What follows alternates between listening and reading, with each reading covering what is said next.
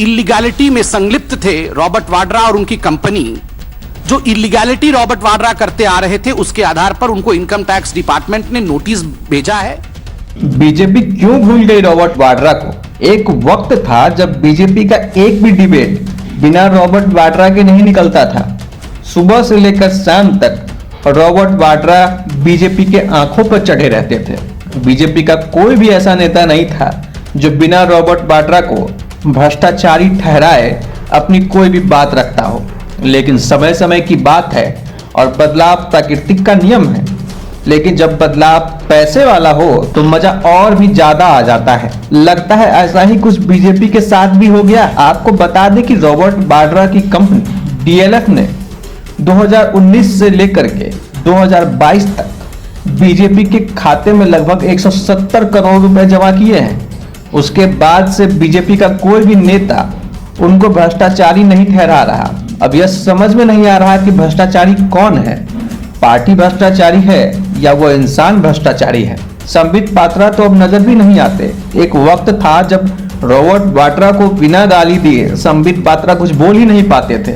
उनसे अगर पूछा जाए तो उन्हें बस रॉबर्ट वाड्रा ही नजर आते थे। लेकिन अब पता नहीं ऐसा क्या हो गया है, ना कोई बीजेपी का नेता कुछ बोलता है और ना ही संबित पात्रा बोलते हैं। 2014 के समय जब बीजेपी रॉबर्ट वाड्रा पर एलिगेशन लगाती थी कि भ्रष्टाचारी है, उसके बाद से अभी तक बीजेपी की ही सरकार है पूरे भारतवर्ष में। लेकिन फिर भी अभी तक रॉबर्ट वाड्रा बाहर ही घूम रहे हैं। कहीं इन सब के पीछे इलेक्ट्रॉन बॉन्ड का हाथ तो नहीं है।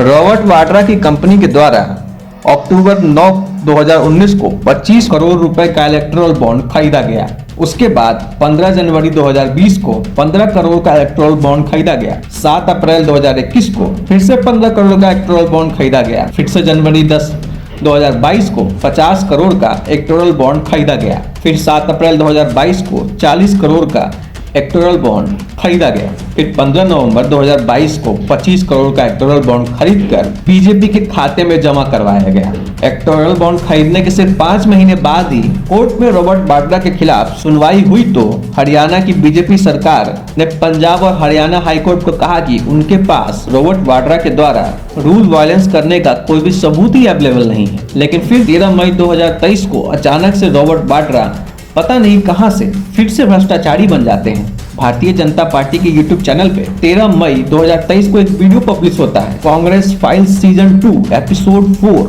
Scams of Congress UPA Robert Vadra. अब ये अचानक से कैसे हो जाता है यह किसी को समझ में नहीं आ रहा।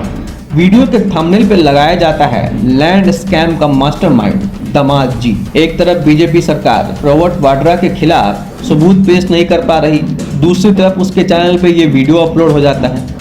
अब आम जनता को समझ में नहीं आ रहा कि रॉबर्ट वाड्रा सही में स्कैमर है या नहीं है। अगर है तो बीजेपी सरकार उन्हें सजा क्यों नहीं दे रही, और अगर नहीं है तो फिर कांग्रेस फाइल्स जैसा वीडियो यूट्यूब पे अपलोड क्यों किया जा रहा है। अगर आप ये हमारा वीडियो यूट्यूब पे देख रहे हैं तो हमारे पेज को सब्सक्राइब कीजिए, और अगर आप ये हमारा वीडियो फेसबुक पे देख रहे हैं तो हमारे पेज को फॉलो कीजिए। धन्यवाद।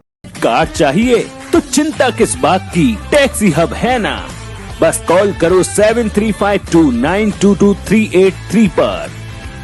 घर बैठे कार मंगवाओ, कहीं भी जाओ और टाइम और पैसा दोनों बचाओ।